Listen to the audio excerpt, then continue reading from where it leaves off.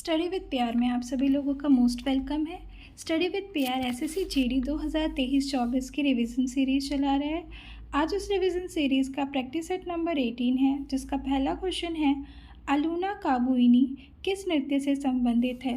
तो इसका उत्तर होगा मणिपुरी नृत्य से संबंधित है। मणिपुरी नृत्य से संबंधित हमारे और भी कलाकार हैं, जैसे राजकुमार सिंह जीत सिंह, गुरु विपिन, चारू माथुर और सोनारी सिंह। ये सभी हमारे मणिपुरी नृत्य से संबंधित कलाकार हैं। नेक्स्ट है कथक। कथक से संबंधित है जया शर्मा और प्रेरणा देशपांडे। मोहिनीअट्टम से संबंधित हैं गोपिका वर्मा, राधा दत्ता। सतरिया से संबंधित है प्रदीप चलिहा और जातिन गोस्वामी। नेक्स्ट क्वेश्चन है हमारा क्वेश्चन नंबर 2। वर्ष में डैश इंपीरियल क्रिकेट कॉन्फ्रेंस यानी आईसीसी के गठन के साथ ही क्रिकेट एक अंतर्राष्ट्रीय खेल बन गया। तो इसका उत्तर होगा 1909 में, और इसका हेडक्वार्टर है दुबई, फाउंडर है ऑस्ट्रेलिया, इंग्लैंड, साउथ अफ्रीका। 1965 में आईसीसी का नाम इंटरनेशनल क्रिकेट कॉन्फ्रेंस था, यानी अंतर्राष्ट्रीय क्रिकेट सम्मेलन। फिर आईसीसी यानी इंटरनेशनल क्रिकेट काउंसिल, अंतर्राष्ट्रीय क्रिकेट परिषद, इसका वर्तमान नाम 1989 में चेंज किया गया था। इसको चेंज करके इंटरनेशनल क्रिकेट काउंसिल कर दिया गया। इसके वर्तमान अध्यक्ष हैं ग्रेग बार्कले, जो कि न्यूजीलैंड के हैं, और बीसीसीआई की स्थापना 1928 में की गई थी। क्वेश्चन नंबर 3 है सत्यजीत रे की कीर्ति कौन सी है। उत्तर होगा चाइल्डहुड डेज अ मेमोयर। और ये किस भाषा में लिखी गई थी। तो इसका उत्तर होगा बंगाली भाषा में लिखी गई थी। सत्यजीत रे एक बंगाली फिल्म निर्देशक हैं। सत्यजीत रे को भारत रत्न 1992 में मिला, ऑस्कर 1992 में मिला, पद्म विभूषण 1976 में मिला। सत्यजीत रे की कुछ बुक्स हैं पांथेर पंचाली, माई ईयर्स विद अपू, प्रोफेसर शोकू और childhood days a memoir.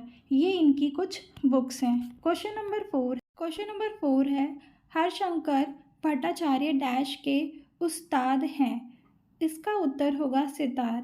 Sitar से संबंधित हमारे कुछ और भी वादक हैं, जैसे पंडित रविशंकर, उमा शंकर मिश्र, विलायत खां, साहिद परवेज।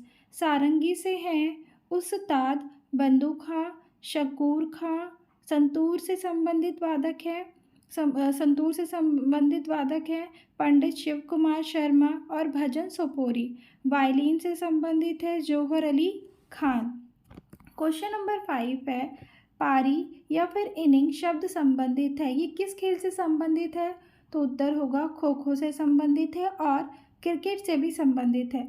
खो खो में 9 प्लेयर होते हैं। खेल से संबंधित शब्दावलियाँ। बास्केटबॉल में 5 प्लेयर होते हैं और बास्केटबॉल से संबंधित शब्दावलियाँ हैं होल्डिंग, मल्टीपल थ्रोज। वॉलीबॉल में 6 प्लेयर होते हैं, इससे संबंधित शब्दावलियाँ हैं बॉल किंग और स्मैश। हॉकी से संबंधित है ट्रिबल, कैरी और बूल। क्वेश्चन नंबर 6 है शाद सुख त्यौहार डैश की जनतिया जनजाति द्वारा मनाया जाता है। इसका उत्तर होगा मेघालय की जयंतिया जनजाति द्वारा सात सुख त्यौहार मनाया जाता है। यह फसल बुवाई उत्सव होता है। हमारे मेघालय के कुछ और भी उत्सव हैं बेहदी खलम, ये जयंतिया जनजाति के द्वारा मनाया जाता है। वांगला गारो ट्राइब्स के द्वारा, सेंग कूटनेम गारो ट्राइब्स के द्वारा, और नोक्रेम ये भी खासी ट्राइब्स के द्वारा मनाया जाता है। हमारे असम के कुछ फेस्टिवल हैं वैशागु चाय महोत्सव, पंजाब का है जोर मेला, होला मोहल्ला, और झारखंड का है सरहुल भक्ता पर्व। क्वेश्चन नंबर 7 है मनीषा कल्याण डैश खेल से संबंधित है। तो ये किस खेल से संबंधित है। उत्तर होगा फुटबॉल। मनीषा कल्याण फुटबॉल से संबंधित है। तो ये क्यों चर्चित रही हैं। तो आईफ यानी ऑल इंडिया फुटबॉल फेडरेशन यानी 2021-22 वुमेन ऑफ द ईयर रही हैं। यह 2022 और 23 के लिए भी ऑल इंडिया फुटबॉल फेडरेशन की वुमेन ऑफ द ईयर रही हैं। क्रिकेट से संबंधित हैं खिलाड़ी दीप्ति शर्मा और शेफाली वर्मा। शतरंज से संबंधित है कुनेरू हम्पी, तानिया सचदेव। फुटबॉल से संबंधित है फुटबॉल के जो वर्तमान कप्तान है वो आशा लता है और इससे संबंधित खिलाड़ी हैं ऋतु रानी, संजू यादव। हॉकी से संबंधित खिलाड़ी हैं सुशीला चानू और निक्की प्रधान। क्वेश्चन नंबर 8 है भारतीय संविधान में राष्ट्रपति के चुनाव की प्रणाली किस देश से ली गई है? तो इसका उत्तर होगा आयरलैंड से ली गई है। आयरलैंड से ही डीपीएसपी यानी नीति निर्देशक तत्व को भी लिया गया है और राष्ट्रपति के चुनाव की प्रणाली आर्टिकल 55 में बताई गई है। यूएसए से फंडामेंटल राइट्स यानी मौलिक अधिकार को लिया गया है। ऑस्ट्रेलिया से समवर्ती सूची और प्रस्तावना की भाषा ली गई है। ब्रिटेन से संसदात्मक प्रणाली को लिया गया है। क्वेश्चन नंबर 9 है राष्ट्रपति को शपथ कौन दिलाता है? तो इसका उत्तर होगा उच्चतम न्यायालय के मुख्य न्यायाधीश यानी सीजेआई राष्ट्रपति को शपथ दिलाते हैं। अगर सीजेआई नहीं है तो उस कंडीशन में शपथ कौन दिलाएगा? तो सुप्रीम कोर्ट का वरिष्ठतम न्यायाधीश राष्ट्रपति को शपथ दिलाएंगे। लोकसभा अध्यक्ष का शपथ नहीं होता है। लोकसभा अध्यक्ष शपथ नहीं लेते हैं। त्यागपत्र राष्ट्रपति किसको देते हैं? तो उपराष्ट्रपति को देते हैं। संविधान के अभिभावक के रूप में राष्ट्रपति शपथ लेते हैं और राष्ट्रपति की जो शपथ है वो कौन से आर्टिकल में है? तो आर्टिकल 60 में है। क्वेश्चन नंबर 10 है राष्ट्रपति पर महाभियोग की प्रक्रिया किस सदन में लगाई जाती है? इसका उत्तर होगा संसद के दोनों सदनों में राष्ट्रपति पर महाभियोग की प्रक्रिया लगाई जाती है और यह आर्टिकल 61 में बताया गया है। अर्धन्यायिक प्रक्रिया यूएसए से अर्धन्यायिक प्रक्रिया और ये राष्ट्रपति पर महाभियोग ये यूएसए से लिया गया है। महाभियोग 2/3 बहुमत से पारित होना चाहिए और इसमें शामिल राष्ट्रपति के महाभियोग में कौन कौन शामिल होते हैं? तो लोकसभा राज्यसभा के मनोनीत सदस्य और इलेक्टेड सदस्य भी शामिल होते हैं और नोटिस इन। क्वेश्चन नंबर 11 है महात्मा गांधी डैश दक्षिण अफ्रीका विदेश में स्टीमर एसएस सफारी में पहुँचे। तो एसएस सफारी में महात्मा गांधी कहाँ पहुँचे थे? तो डरबन पहुँचे थे। वहाँ से उन्होंने जोहान्सबर्ग के लिए एक ट्रेन ली थी। सेंट पीटर्सबर्ग स्टेशन में 24 मई 1893 को महात्मा गांधी जी को ट्रेन से उतार दिया गया था। और महात्मा गांधी जी दक्षिण अफ्रीका क्यों गए थे 1893 में? तो वो एक मुकदमा लड़ने गए थे शेख अब्दुल्लाह का और महात्मा गांधी जी ने वहीं पर ही नस्लीय भेदभाव वहाँ पर जुलू युद्ध हो रहा था तो उसमें भी उन्होंने 1906 में भाग लिया था। और महात्मा गांधी भारत कब वापस आए थे? तो 9 जनवरी 1915 को अपोलो बंदरगाह मुंबई पर आए थे। गांधी जी गोलमेज सम्मेलन यानी गांधी जी ने द्वितीय गोलमेज सम्मेलन 1931 में भाग लिया था और वह ब्रिटेन किस जहाज़ से गए थे? तो SS राजपूताना जहाज़ से गए थे। क्वेश्चन नंबर 12 है गांधी को दक्षिण अफ्रीका से भारत लौटने के लिए राजी करने में किसने महत्वपूर्ण भूमिका निभाई थी? तो इसका उत्तर होगा CF एंड्रयूज़ और GK यानी गोपाल कृष्ण गोखले। इन दोनों ने मिलकर गांधी जी को भारत वापस बुलाने के लिए महत्वपूर्ण भूमिका निभाई थी। गोपाल कृष्ण गोखले राजनैतिक गुरु भी रहे हैं गांधी जी के और गांधी जी के आध्यात्मिक गुरु रायचंद्र रहे हैं। CF एंड्रयूज़ को दीनबंधु महात्मा गांधी जी ने कहा। दीनबंधु ने महात्मा गांधी जी को मोहन कहकर बुलाया। ऑल इंडिया ट्रेड यूनियन 1925 में इसके अध्यक्ष भी रहे हैं CF एंड्रयूज़। क्वेश्चन नंबर 13 है स्तंभों का मिलान कीजिए।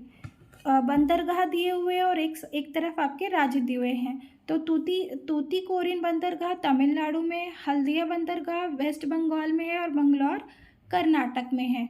13 बड़े बंदरगाह स्थित हैं वेस्टर्न यानी पश्चिम साइड में यानी हमारी पश्चिमी तरफ 6 बंदरगाह हैं। कौन कौन से हैं? तो देखेंगे कांडला, कांडला का नाम बदल दिया गया है, दीनदयाल कर दिया गया है, ये गुजरात में स्थित है। मुंबई, महाराष्ट्र में 2 बंदरगाह हैं, एक मुंबई और एक नाहवा शोवा। तो नाहवा शोवा का नाम बदल के जवाहरलाल नेहरू कर दिया गया है, ये महाराष्ट्र में स्थित है। मर्मागुआ, ये गोवा में स्थित है। मंगलौर, ये कर्नाटक में स्थित है। कोच्चि, केरल में स्थित है। और एक जो है हमारा वो पोर्ट ब्लेयर, अंडमान निकोबार में स्थित है। और हमारे पूर्वी तट के बंदरगाह हैं, पूर्वी तट में भी 6 बंदरगाह हैं। तो पहला है वेस्ट बंगाल के कोलकाता में हल्दिया, फिर है उड़ीसा का पारादीप, फिर आंध्र प्रदेश का है विशाखापट्टनम। तमिलनाडु में 3 बंदरगाह हैं। अगर क्वेश्चन पूछा जाए सबसे ज़्यादा बंदरगाह किस राज्य में है, तो तमिलनाडु में है। कौन कौन से हैं, तो तूतीकोरिन है, एन्नौर है और चेन्नई है। क्वेश्चन नंबर 14 है, भारत की जनगणना 2011 के अनुसार किस राज्य में पुरुषों और महिलाओं की साक्षरता दर में अंतर सर्वाधिक था? तो इसका उत्तर होगा राजस्थान। राजस्थान की कुल साक्षरता है 66.1%, फीमेल की साक्षरता है 52.1% और मेल की साक्षरता है 79.2%। सबसे ज़्यादा साक्षर राज्य है केरल 94%। सबसे कम साक्षरता वाला राज्य है बिहार 61.8%। सबसे अधिक साक्षर जिला है शेरशिप जो कि मिज़ोरम में स्थित है 98.76%। सबसे कम साक्षर जिला है अलीराजपुर जो कि मध्य प्रदेश का एक जिला है 36.10% के साथ। क्वेश्चन नंबर 15 है, सातवीं पंचवर्षीय योजना के बाद किन वर्षों में योजना अवकाश हुआ था? तो इसका उत्तर होगा 1990 से 1992 तक हुआ था और इसको वार्षिक योजना अवकाश भी कहा जाता है। आठवीं पंचवर्षीय योजना अप्रैल 1992 को शुरू हुई और इसमें एलपीजी को लेकर आया गया। एलपीजी की फुल फॉर्म है लिबरलाइजेशन, पी से होगा प्राइवेटाइजेशन और जी से होगा ग्लोबलाइजेशन। इस समय पीएम थे PV Narasimha Rao. Question number 16 है, अष्टक सिद्धांत किस वैज्ञानिक ने दिया? तो इसका उत्तर होगा जॉन न्यूलैंड्स ने दिया 1865-66 में। प्रत्येक 8वां तत्व गुणों में समान, सीमा कहाँ तक इसकी निर्धारित की गई थी? तो कैल्शियम तक, और कैल्शियम का परमाणु क्रमांक होता है 20। लिथियम के गुण किस तत्व के समान है? तो लिथियम का परमाणु क्रमांक होता है 3। हम 3 में 8 को प्लस कर देंगे तो 11 किसका परमाणु क्रमांक होता है? तो सोडियम का।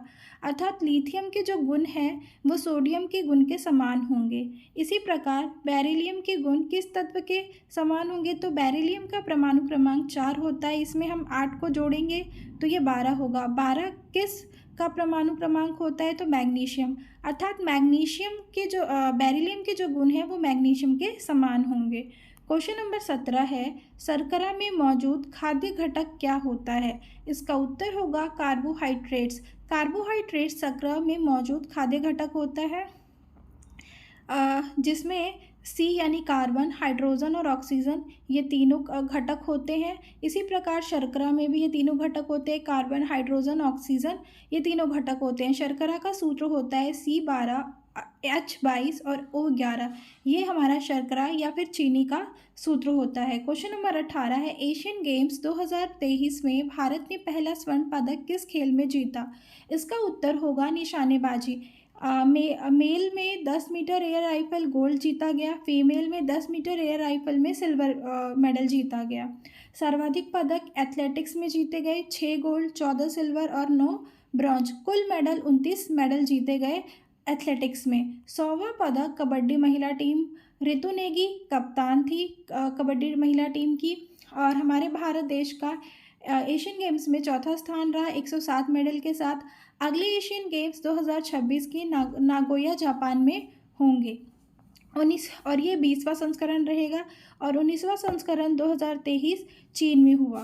क्वेश्चन नंबर 19 है, आदि गुरु शंकराचार्य की 108 फीट की स्टैचू ऑफ वननेस का अनावरण किस राज्य में किया गया? तो इसका उत्तर होगा मध्य प्रदेश के ओंकारेश्वर में इसका उद्घाटन किया गया और इसका उद्घाटन शिवराज सिंह चौहान के द्वारा किया गया। शिवराज सिंह चौहान एमपी के सीएम हैं और आदि गुरु शंकराचार्य जी ने अद्वैतवाद के संस्थापक भी रहे हैं। स्टैचू ऑफ प्रोस्पैरिटी अर्थात समृद्धता, ये बेंगलुरु में स्थित है और यह कैंपोगोड़ा को समर्पित है। माना जाता है कि कैंपोगोड़ा ही बेंगलुरु के निर्माता हैं। क्वेश्चन नंबर 20 है, वीरांगना दुर्गावती टाइगर रिजर्व भारत का 54वां टाइगर रिजर्व बन गया, ये किस राज्य में स्थित है? तो इसका उत्तर होगा मध्य प्रदेश। मध्य प्रदेश के सागर जिले में स्थित है और यह मध्य प्रदेश का 7वां टाइगर रिजर्व बन चुका है और मध्य प्रदेश में टाइगर की कुल संख्या 785 प्लस है और 2018 में कुल बाघों की संख्या 2967 रही है। वर्तमान यानी 2022 में 3167 रही है। बाघ दिवस 29 जुलाई को मनाया जाता है। Tiger man of India Kailash Sankhala ji को कहा जाता है। टाइगर प्रोजेक्ट 1 अप्रैल 1973 को Jim Corbett national park Uttarakhand में शुरू किया गया था और जिम कॉर्बेट नेशनल पार्क का नाम बदल के रामगंगा नेशनल पार्क कर दिया गया है।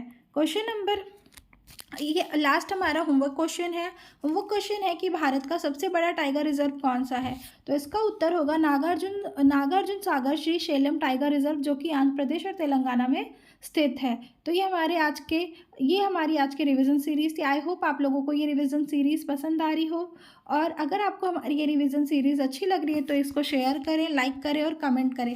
लास्ट में मैंने आपके लिए कुछ रिवीजन क्वेश्चंस रखे हैं, आपको इनका आंसर कमेंट में करना होगा। तो ये हमारे कुछ पिछली क्लासेस के रिवीजन क्वेश्चंस है, तो आप सब इसका आंसर हमें कमेंट में करेंगे। Thank you.